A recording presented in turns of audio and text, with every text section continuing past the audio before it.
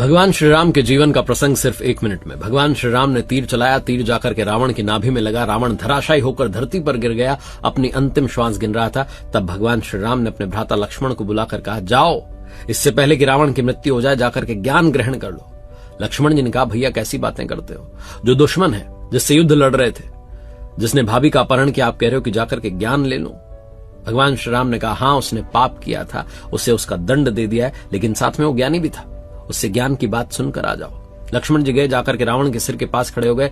रावण ने मुंह फेर लिया, वापस आया करके बोले कि अहंकारी, अभी तक अहंकार खत्म नहीं हो, आप कह रहे हो कि ज्ञान ले लो। भगवान श्री राम ने कहा, आपकी बार चरणों के पास जाकर खड़े होना। फिर से लक्ष्मण जी गए, चरणों के पास जाकर के खड़े हुए। रावण ने तब मुस्कुराकर कहा कि अब तुमने काम की बात की। गुरु से जब ज्ञान लेने के लिए जाते हैं तो चरणों की ओर रहते हैं, अब ज्ञान की बात सुन लो। तुम्हारी जीत पता है क्यों हुई, तुम्हारे भैया क्यों जीते, क्यों जय जयकार हो रही है भगवान श्री राम की। लक्ष्मण जी ने कहा, क्योंकि वो पराक्रमी है, बलशाली है, तुम्हें हरा दिया।